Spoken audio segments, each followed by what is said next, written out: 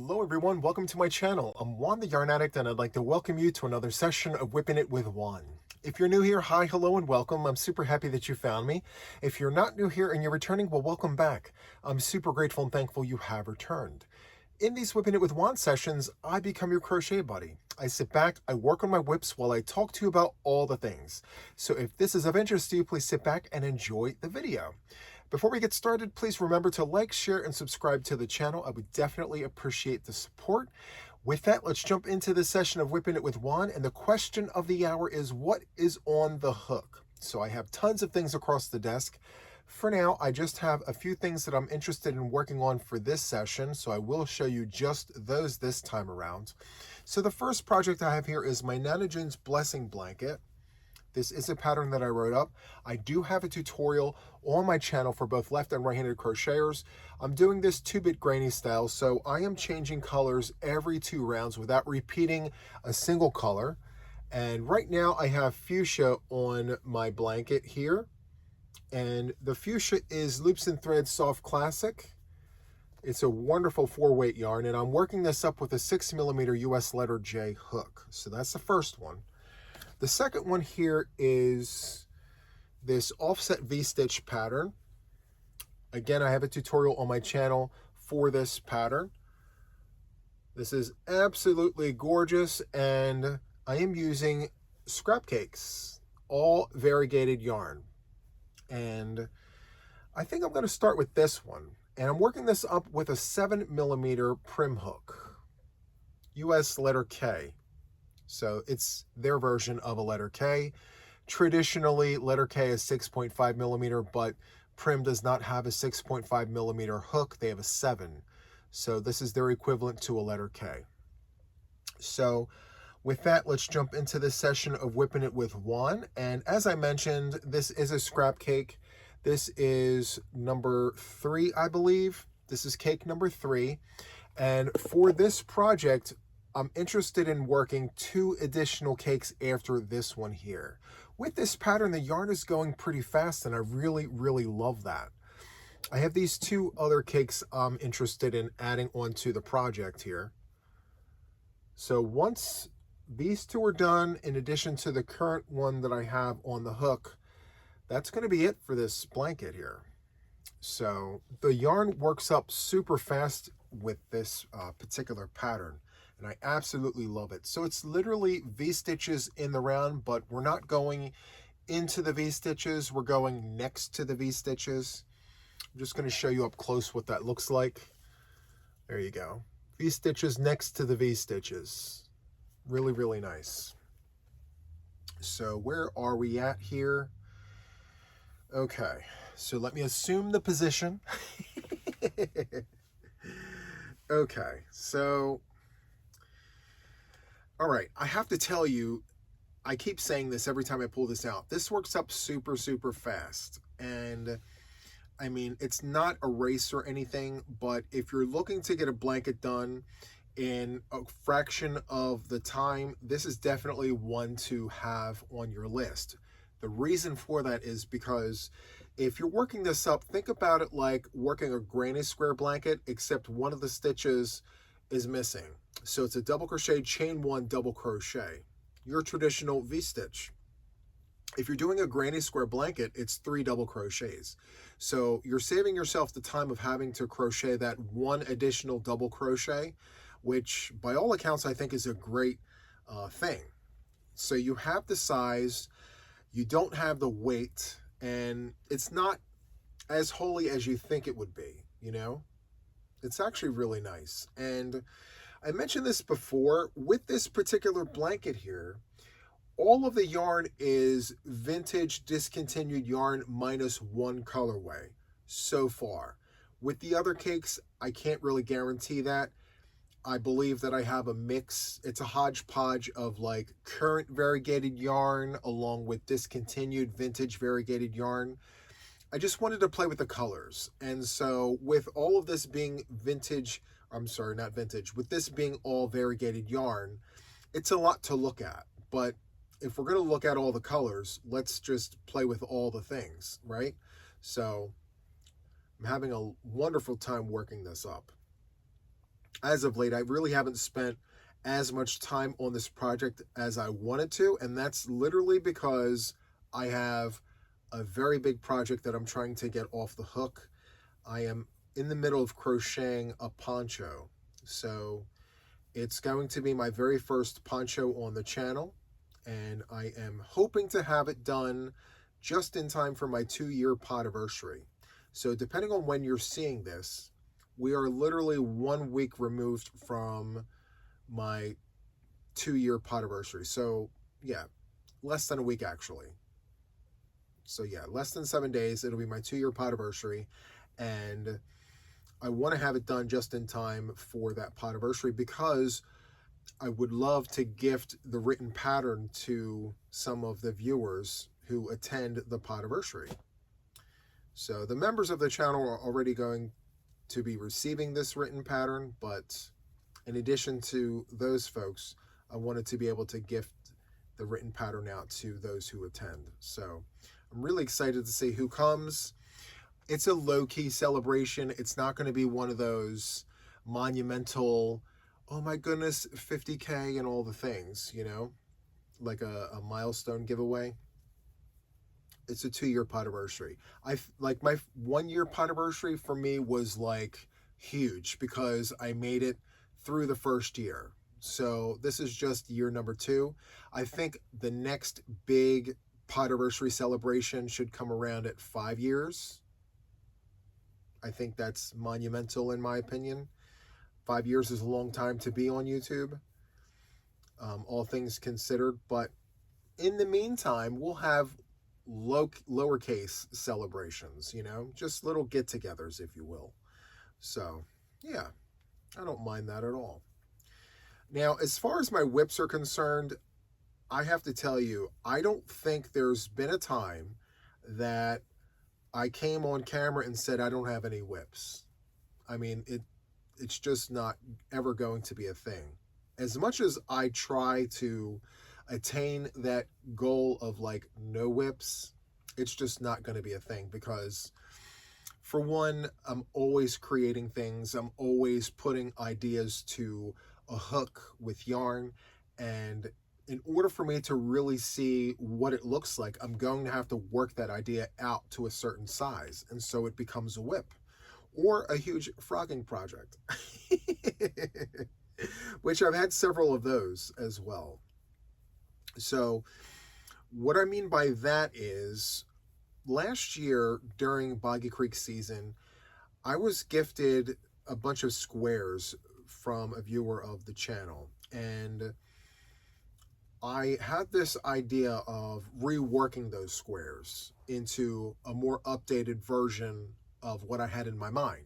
So I went ahead and one by one started frogging those squares, and I assembled this like modern granny square. And I actually have it here to show you, just so you know what I'm talking about as a point of reference.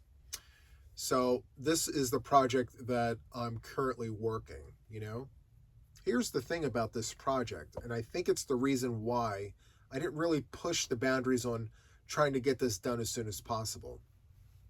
So if you look at this, I have one round of green separated by multiple rounds of the other variegated yarns, or striped yarns, if you will.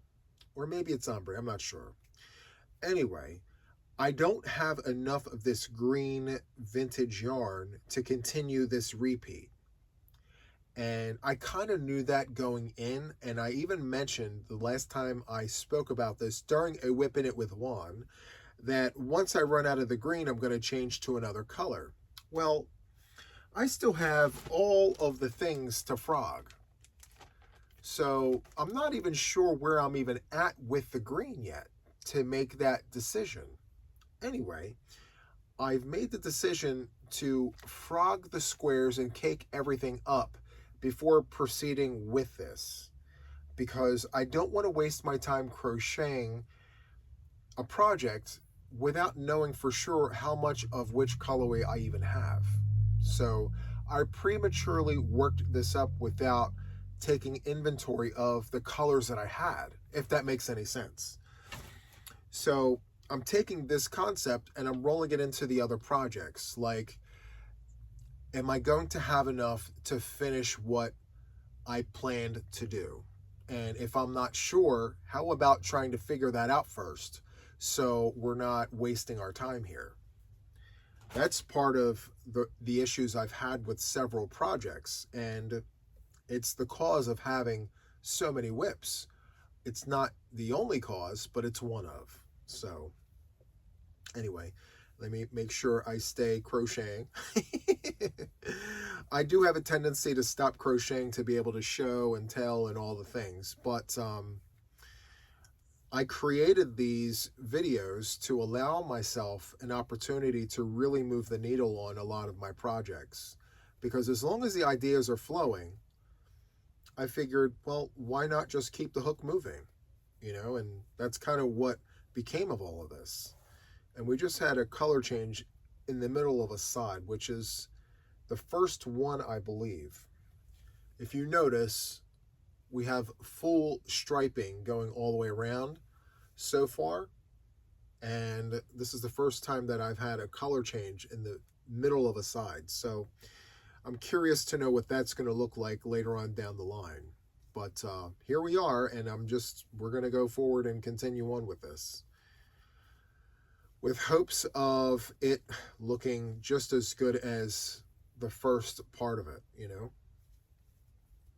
Anyway, if you've noticed, my microphone is not plugged in or even turned on. For some reason, my microphone decided it did not want to work. So I recorded a live stream this morning. I go live now early Monday morning for our international viewers or for those locally who happen to be up, Anyway, in the middle of that live stream, my microphone decided to stop working, and I didn't realize it until after the live stream was over and I watched a piece of it back. And so I'm sitting here finagling with the microphone, trying to get it to work, and for the life of me, I do not understand or even know why it stopped working. Because it's got power to it, it's showing me that there's volume being received. It has a little screen on the receiver part, and it moves every time I make a noise. So I know it's recording sound, but it's not going into the phone. And I'm using my phone to record us today. So, yeah, microphone's not working. So I may sound like I am not shouting, but speaking loudly. It's just so that I want to make sure everyone can hear me. When I used to record videos without the microphone, every now and then I would get someone saying, I can't hear you. I have to turn you all the way up. And so, yeah, I figured if I'm going to speak loudly, hopefully those of you who need to hear all the things won't have to turn your volume all the way up in order to hear me. So, yes, hopefully everything is good there. Anyway, this morning during the live, I made mention of the fact that I live in a neighborhood where I don't want to say nosy neighbors. I have very attentive neighbors. They're very nice neighbors, by the way. I have really nice neighbors, and I have to tell you, I'd rather have nice, nosy neighbors than angry, distant neighbors. So I'm very thankful that my neighbors are nice. And I bring all this up to say that I had a neighbor come over, knock on my door, which is very, very rare. I'm going to put that out there. My neighbors do not typically knock on doors. They wave from across the street. Those are the kind of neighbors I have here. Anyway, my neighbor knocked on my door, and I go to the door, I open it up, and she says hi and all the things, what neighbors do. Anyway, in the conversation, she mentions that she discovered my channel. She had no idea that I did this. Never mind the fact that, for the last 2 years, I bring all of my yarn hauls into the house, my boxes of Boggy Creek blankets all last year to do the unboxings and all the things. I mean, very nice neighbors, but, I'm sure they've noticed all the things that I bring into the house. And I'm sure they wondered like what that even was. But long story short, she discovered me on YouTube, and she took it upon herself to tell all the neighbors, and so she's going around, she's saying, hey, the neighbor down the street there, he's got a YouTube channel, and he crochets, and he's all the things. She does the bunny ears, all the things. And so she's got them all subscribing to the channel. So hello to the neighbors. And she's got a blanket in her arms. And she hands me the blanket, and she says, I want to donate this to Camp Boggy Creek. I'm not a crocheter like you. I prefer knitting over crochet, but I do crochet a little bit. I'm self-taught. And since you are a tutorialist and you're showing us all the things, I'm going to take heed to your lessons and see what I learn. Anyway, it's a knit blanket in a medium 4-weight acrylic in a vintage solid mint green. And I said, this blanket is absolutely beautiful. And she goes, 40 inches by 40 inches, right? And I said, yeah, absolutely. And so I have a 40-inch by 40-inch square blanket from the neighbor who discovered me on YouTube, found out that I crochet donation blankets, and she wanted to participate. So yes, she told me that she told all the neighbors, and all the neighbors know about me and all the things. So, for a small place like Nowhere, Delaware, it's huge. So I say all that to say, now I anticipate on perhaps getting a few more knocks at the door.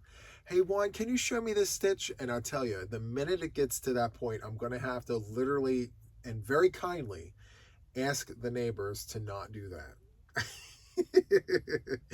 Respect the space, right? I mean, but then again, Delaware is a very small place to begin with. It takes 10 minutes to go at its narrowest point, to go from New Jersey to Maryland. If you drive straight across from east to west, at its most narrow point, 10 minutes. It's really, really small. But I don't think it'll get to that point, but if it does, I will very kindly nip that right in the bud. Now, I say attentive because they do get together, and I have learned in my conversation with a neighbor today that they have a little chat group that they're all a part of, and they all, let each other know like what's happening, what's going on in our neighborhood, and I could just imagine the things that are said, like when, the repair people come to like work on this or work on that. Now, mind you, I've had this company come out and attempt to work on my fence, which, by the way, is still not fixed. They need a part. So they've been here 3 times now. And the long story short of it all is that they damaged my fence and they smashed my flowers and all the things. And so they have to repair my fence. And I could very easily just get a contractor to come and fix it, but it's the principle. They broke it, they need to fix it. They've agreed to fix it, so they're fixing it, but they're taking their sweet old time. Listen, I have nothing but time when it comes to things like that, especially if, you're responsible for it and you need to own up to it. By all means, take all the time you need. So anyway, the fence still isn't fixed, and I imagine the coffee clatch ladies, I'm calling it a coffee clatch, just a little group of ladies, I'm sure they've discussed this, and I'm sure they have their opinions on why it's taking so long for the fence to get fixed. It's fine. I don't mind. So if you guys are watching, just know you're getting the 411 right now about the fence. So it's an ongoing issue that I could fix, but based on principle, the responsible party is going to fix. So there's that. And I did not replant those flowers. So I took the bulbs out. I took all the things out. I'm going to redo that whole entire flower bed. Just because, the damage that was done is irreparable at this point. Now, I could have left the bulbs in and just let them grow next year, but I felt that it was a sign, maybe this is an opportunity for me to just lay new arrangements of flowers in that bed, because I mean, I had, what was that, daisies or daffodils? I think it was daffodils and roses there. Yellow roses and daffodils I had in that flower bed over there. Maybe this is an opportunity for me to put tulips there and tiger lilies. They look wonderful during Easter. Maybe that's what I will put there. But I don't really lay my bulbs until the end of January, the beginning of February. So, yeah, I have time. But for now, I'm going to see what they're going to be doing with the fence. Now, hopefully they fix it before winter. I do not want a broken fence during winter, because as soon as the frost is over with and it starts to get warm again, I want my plants to come up in time for, the spring. So, yeah, that's what's happening around here. Now, I have a green space back, like behind the house and behind the yard. There's a green space back there. And I thought about putting a bed back there by the trees, but I said, there's a lot of shade back there by the trees, and I don't know how well the flowers would do around the trees. Yeah, they're mature trees, and I think at this point, it's best to just leave it as it is. I don't want to, if it's not broken, let's not try to fix it or add to the issue. I have enough to deal with the flower beds that I have, Now, the flower bed across the front of my house, I think it's roses. I do have daffodils up front. I have tulips. And I think that's it outside of my evergreen bushes. So as far as the flowers are concerned, that's what I have. I think what I need to do is add azaleas. No, I don't know. So I was either going to put azaleas up front or hyacinths. They look amazing during Easter, by the way. They have a wonderful fragrance to them when they're in full bloom. I love how they smell. Anyway, I may do something like that. Put purple hyacinths up front next to the daffodils. Wonderful Easter flowers, by the way. Just saying. So we'll see. I'll keep you posted on what I decide. I'll look at the steals and deals and see what they have on sale. I like going to all the places. Like, I tend to find myself going to Lowe's, to their outdoor nursery, and then I'll go to the Walmart, like the Supercenter, to see what they have there.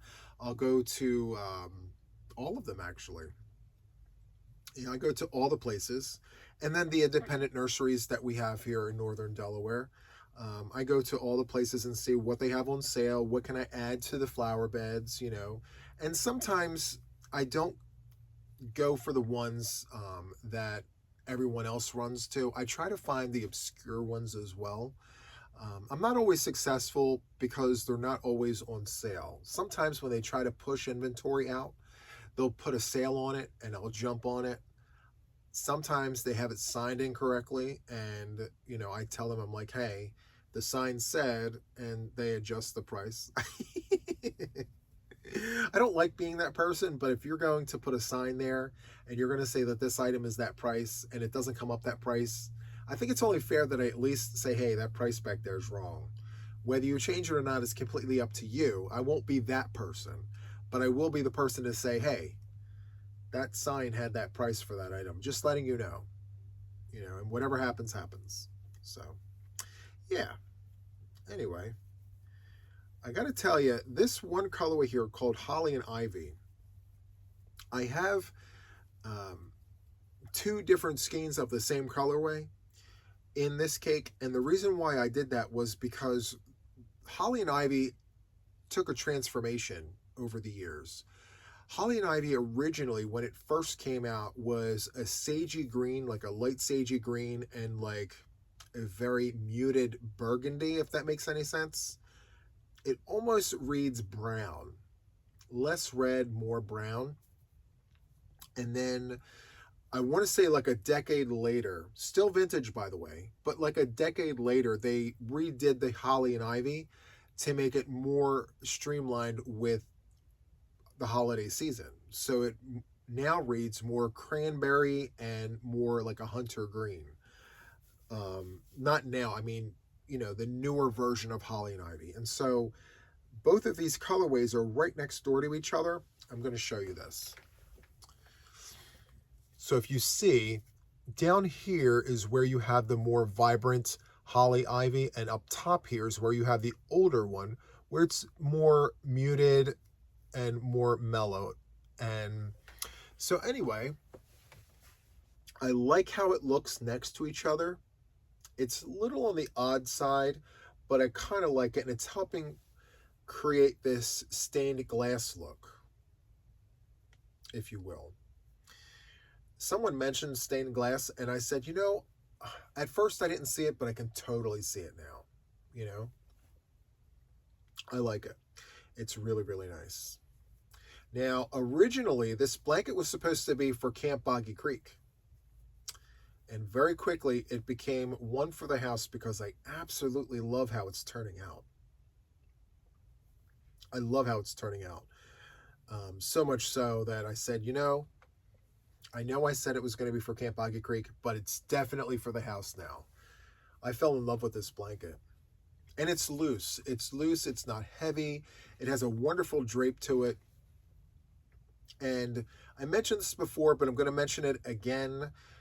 It's all medium 4-weight acrylic, but with all yarns, there are different thicknesses and all of that. So I decided, because we have some really thick 4-weight yarn, like an Aran 4-weight, and then we have some thin 4-weight, to just keep consistency between all of the thicknesses of the 4-weight, I went to a 7mm hook instead of my traditional 6.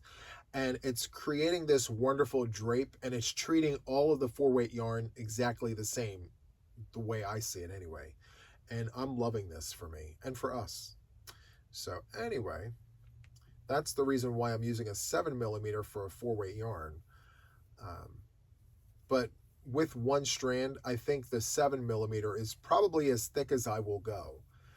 I've seen it where with some of the yarns, like Loops and Threads Soft Classic with Premier Basics Worsted, I've seen a few instances where people out there have used an 8mm hook. I would not do that. To me, it's a little too drapey for what I make. Now, there are some items out there that you can hook up to an 8mm for a 4-weight yarn and expect a severely drapey project, maybe a wearable that's intentionally drapey. Then I can see, yes, that particular project calls for a thicker hook because you want that added drape. You want those big windows. So, yeah, but for what I crochet, no, an 8mm hook is entirely too big. I could just imagine making this with an 8mm hook and it being like holy as all get out, and like whole hands can fit through. We don't want that for us. So, nope, no thank you. Anyway, I think once I go around here all the way, I may hop on over to my Nana June's Blessing Blanket, only because I need to get that off the hook. It's for Camp Boggy Creek, and I have this goal. I mentioned this a lot as of late anyway. I have this goal of getting 50 blankets done by the end of December. And I had about 26, I believe I counted, before I reset the clock. And so if I get my 50 done with the reset, I'll have a little over 75 blankets done this year for Camp Boggy Creek, which is a far stretch more than last year, because last year I had Mom helping me make blankets, and this year, with her losing her vision, she's not able to help. And that's fine. It's a tall order for me considering everything else that I'm putting out on the channel, but I believe I can do it as long as I stay disciplined. The goal is 3 blankets a week, 40 inches by 40 inches, and if I have patterns like this, I will definitely hit 3 blankets a week. The other trick is it's not a trick, it's more discipline still, but trick, we'll say trick. Use your super bulky number 6 yarns. If you have them, use them. That's what I'm telling myself. I have Bernat blanket. I have enough Bernat blanket to go until the cows come home. Like, all the colors, all the things. And I mean, Ollie's is not far away. And for those who do not know what Ollie's is, it's a discount outlet, and they have yarn they keep year round, and 99% of the time it's Bernat blanket. $5. It's half price. I believe normal price for Bernat blanket is $10. I can get it for $5, and I only need 3 for a Boggy Creek blanket. So yeah, I've got plenty in stash though. I'm not interested in buying any more Bernat blanket. In fact, I say let's use Bernat blanket because it's helping me to de-stash all of my Bernat blanket now. I went on this craze. I went on this buying spree of all things Bernat blanket because I wanted to make all the amigurumi. So that was before I learned that you can use a medium 4-weight yarn for amigurumi. I didn't have to buy this super bulky yarn to make plushies and things. I can do all of that with the yarn that I have. So I said, okay, well now I have all this Bernat blanket. What am I going to use it for? So yeah, Camp Boggy Creek blankets, because I have all the colors. I mean, yeah. Now I do have these Ogos, and I've shown it on a recent podcast episode where we had 2 shades of yellow and a gray. And listen, it's an Achilles heel. I mean, it's, yeah, a thorn in my side to try and get rid of those yarns. Now I have 3 Ogos left of that colorway, and I'm going to use all 3 of them in another Boggy Creek blanket. But what I think I'm going to do is change the median color there. So what I mean by that is, last week during the podcast, I believe 100, I showed a blanket, Bernat blanket, 2 shades of yellow, 1 gray, and then I put white in it. That median color there, white.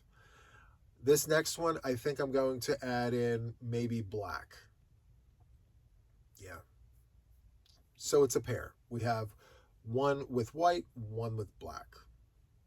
And then outside of that, I have all the other colors. Purple, blue, orange, yellow.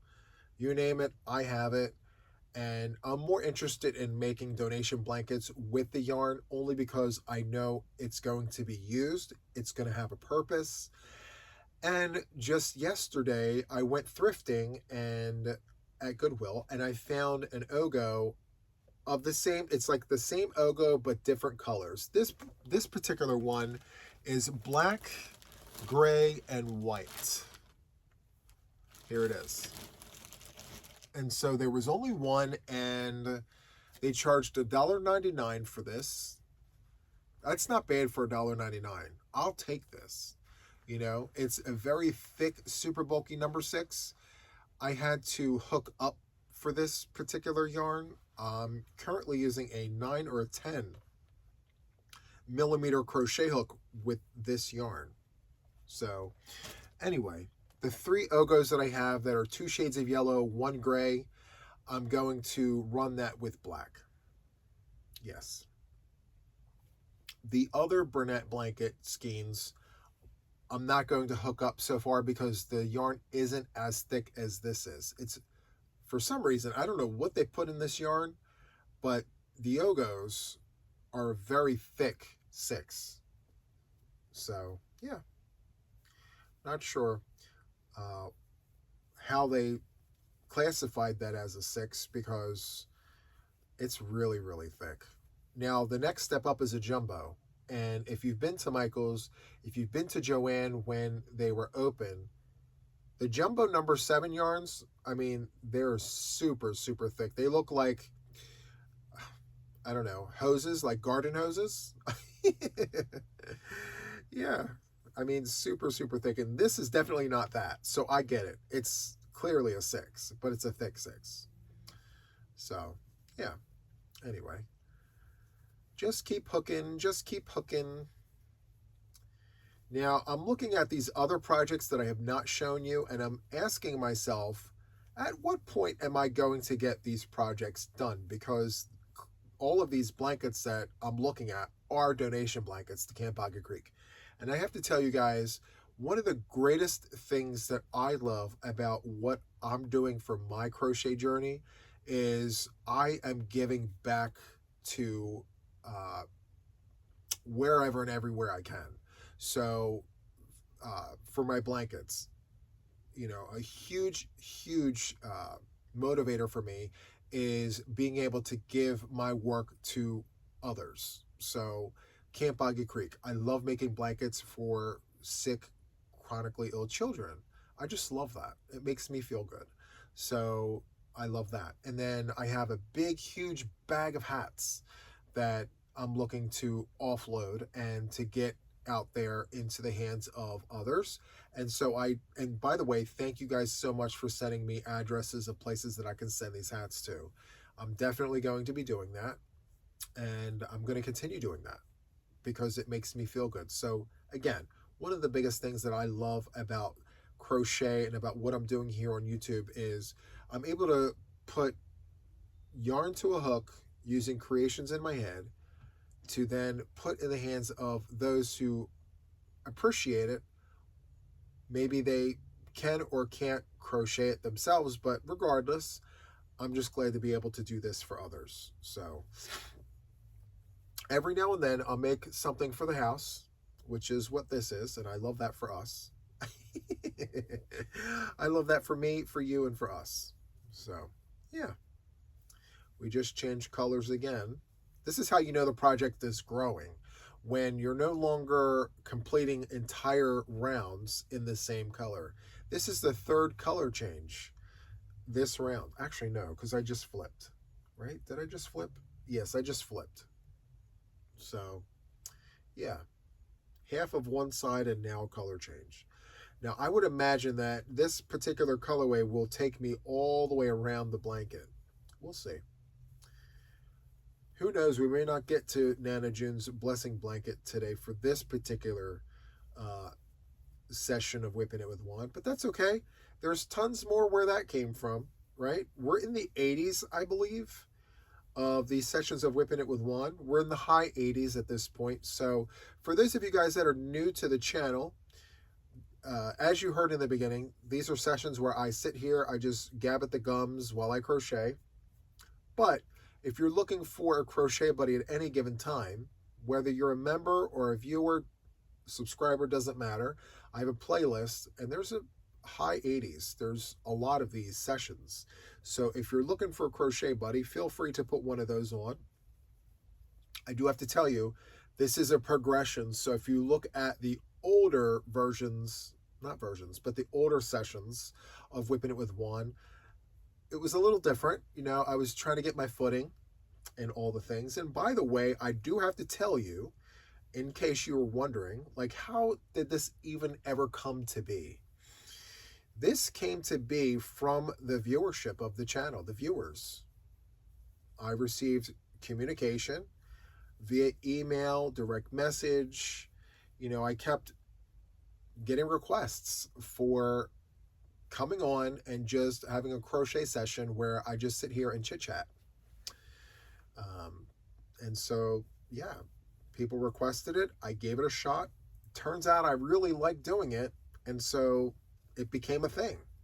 And now it's one of the staples of my channel. And I love that for us, because one of the things that I absolutely love doing, if you haven't noticed already, I love to talk. I love to talk about all the things. So, yeah. Now, I don't mention this nearly enough, but if ever there is a topic that you would like me to chit-chat about, just put it in the comments of the videos. I get every single comment in my studio. I review all the comments, so I will get it. I'll pencil it into the list. I keep a list, by the way. Notes and all the things. I put it in my notes for the week. So if there's topics that you want me to talk about, I will definitely do that. We love talking points. It helps the time go by.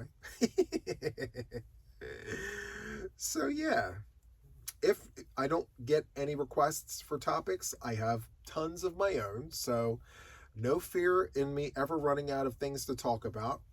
I mentioned before I started WIP'n It with Juan's, and I think that's what perpetuated the conversation.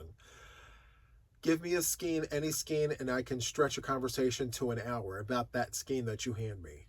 I will tell you all the things about the skein, and then we'll get into the different projects that we could create, design, and lay out with that colorway, with that yarn, what hooks we could use, and what it would look like with the different hooks. Are you catching my drift? I can really stretch a conversation. So that's what kind of started the WIP'n It with Juan sessions. And so now it's like, okay, well, I can come up with topics on my own, but every now and then I wonder, well, the viewership, you guys, what would you guys like me to talk about? And, you know, as long as it's yarny related, I'll talk about anything. So sound off in the comments. Tell me if there's something that you want me to talk about. If you have any questions that you would like me to answer, you know, what I could do is just put it on a small sheet of paper right here and just refer to it as like a talking point, you know? Maybe not necessarily a question, but maybe just a subject that you would like me to discuss. Like, what are my thoughts on ombre yarn versus variegated yarn, you know? Anything. So I would love to do that. In fact, I may actually do that for the next WIP'n It with Juan session. I will start, you know, with my own set of bullet points, and then if you guys have anything, I'll add to it. And maybe we'll have like a running list of just topics to talk about. Yeah, I like that for us. Anyway, what are you guys working on? I'm very curious. If you could, sound off in the comments and tell me what projects you have. What WIPs are you trying to get done? You know, I know for me, I try to earmark or flag my work. So, like, every week as of late, I say to myself, one, what WIP that you have on the hook are you able to get done before the next session of WIP'n It with Juan? I may not actually showcase that finished object for the WIP'n It with Juan session, but I hold on to it until Friday. Fridays are my podcast day. I hold on to it for Friday, and then I showcase it as a finished object. And I've been doing that, and I've been successful so far. I haven't really made it a point to share that with you guys during the WIP'n It with Juan sessions, but if I finish a WIP in time for the podcast, you know, that's like a win for me. And right after the podcast is over, I say, okay, Juan, so which one of these WIPs are we going to get done before the next podcast? And that's the goal. Like, what can I knock out before the next one? And I count it as one of the finished blankets for Camp Boggy Creek. Now, podcast 100 had the smallest amount of completed Boggy Creek blankets. I came in with two, was it 2 or 3? I believe it was just 2. 2 completed Boggy Creek blankets. And the average is supposed to be 3 per week. Now, weeks prior, I had extra blankets done. So I had 5 done one week, I had 4 done the next week, 3 done the following week after that. So I had some wiggle room there, but now I really need to get back on the hook, and I need to get the blankets done if I'm expected to get 50 of them done by the end of December. I mean, I have time, but time goes very quickly when you have a lot on the hook, you know? As I mentioned, I'm putting out a poncho, and I have hats, I have scarves, I have snoods, I have blankets, I have all these projects literally piled right here waiting to be presented to the channel.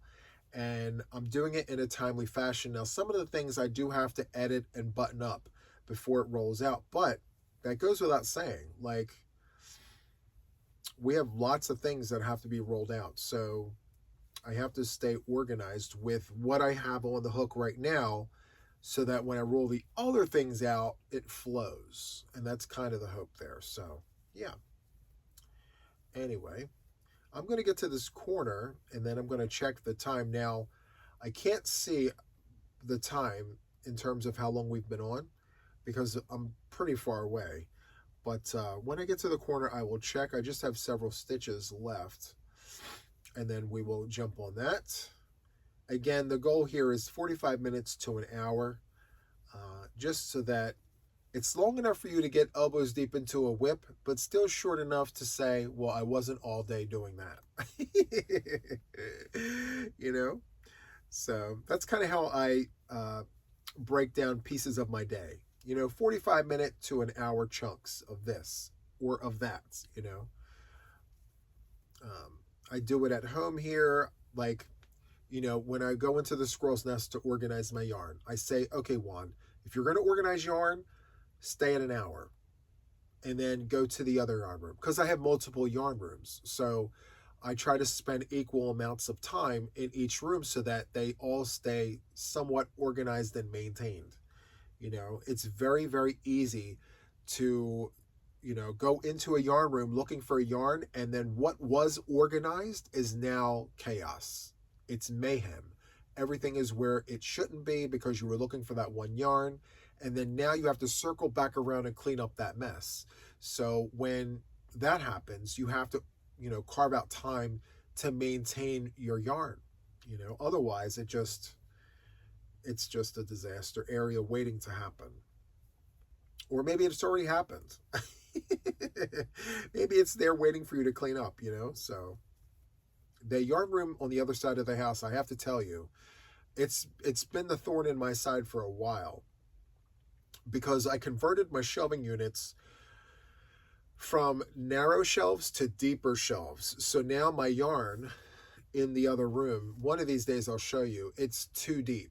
Like I can, go one row and then one row, and that's kind of how, and actually, if I'm not mistaken, I can go too deep and then I have about 4 inches of play. So tons of more space. And while I was converting over the shelves, I had to move all the yarn. So all the yarn from one side of the room had to go to the other side. And then once I had those shelving units up, I had to pack the yarn from this side back to the other side. And now I'm currently on the side that doesn't have the shelving units, but yet I still have a bunch of yarn that needs a home. So I'm debating, like, do I add more shelving units or do I just reorganize what I have? Because again, as I mentioned, it's not necessarily about not having enough space to put the yarn. It's a matter of, is it organized in a way that maximizes the space that I have there for the yarn? So yes, I have some work to do in the yarn room. Now the squirrel's nest is coming quite well, if I'm being honest with you. All of my recipes, my books, all of that are in the squirrel's nest, along with that yarn wall that you see on Saturday Night Date Night. I have just that wall in the squirrel's nest. And apart from that, I have my library of all the recipes in there. So that's not hard to maintain at all. If anything, I just have to put the books back, put the recipes back, because I love to go to those for inspiration. I flip through the pictures and I'm like, oh, those colors work great together. Or, wait a minute, this project has several variegated yarns. That's a great way to utilize different variegated yarns. So I use those recipes for inspiration. Whereas a lot of people would probably go through those recipes to say, I want to crochet that. Maybe I'll crochet that. For me, it's not about reading the recipes as much as it is about looking at color stories and stitch combination ideas and ways that I can fuse multiple recipes into one and make it my own with my own stitches. So yeah, points of reference, so to speak. So anyway, let me get to the corner. I'm just yapping away and not paying attention because I mentioned I was going to look at the clock once I got to the corner. So let me just get to this corner right here. Chain 2, go in here with a V. There we go. Bunny ear. Let's see here. Wow, 49. Amazing. And if you guys are still watching at 49 minutes, thank you so much for the support. Also, too, there's this new thing called hype, right? I'm learning about it myself. So from what I understand, if you press that hype button on one of your favorite videos, hopefully it's one of mine. I'm just kidding. But if you hype my video, apparently what it does is it pushes me out there and puts me in front of people who are new to me, or maybe I'm new to them. It kind of boosts visibility, I guess, is what it does. And so if you're interested in helping me out, if you like what you see, feel free to hit that hype button. Apparently you only get so many of those a week. I'm not sure what that's about, but like, yeah. If you like these WIPn It with Juan sessions that much to hype me up, please do so. I would definitely appreciate that. Because it would be great to just be able to, be placed in front of new people, and then they discover these WIPn It with Juan sessions, and maybe they say to themselves, oh my goodness, finally, I have someone who I can sit with and just, I can enjoy my crochet and just listen in, to all the things. It could be completely yarn related. Sometimes it's about my flower bushes. Sometimes it's about my neighbors, as you've heard. So yeah, all the things, as they say. I even have it on the lid. So if it's on the lid, then it's got to be a thing. This was gifted to me by a viewer of the channel last year. It's Juan the Yarn Addict, yarn talking all the things. So my podcasts were called this early on. It was yarn talk and all the things. We talked about all things yarn. And that's kind of how it evolved. So like during my current podcasts, in the very beginning, during my intro, I talk about, part of it is, this is a channel where we talk about all things yarn. Well, early on it was yarn talk and all the things. So we just did some wordplay there and evolved. So anyway, I think that's going to be it for this session of WIPn It with Juan. As it turned out, we did quite a bit, I think. We did quite a bit of talking for sure. Which I absolutely love for us. It's so good. Anyway, guys, thank you so much for keeping me company. Hopefully I kept you company. Hopefully you were able to move the needle on whatever it is that you were working on. And if you weren't working on anything and maybe you were just sitting there watching me, thank you so much for keeping me company. So this is a two-way street, Crochet traditionally is a lonely craft. I mean, I think these WIPn It with Juan sessions are perfect because we keep each other company. And whether you respond to my questions or make comments on the things that I talk about, it's almost like we're here together. So I'm definitely grateful for the fact that you're here with me this long and this far out, 52 minutes or whatever. But yeah, thank you so much for keeping me company and allowing me to keep you company. So anyway, that is all I have for this one. And again, if you like this, please like, share, subscribe, do all the things. I would definitely appreciate that. And until the next one, take care. Bye.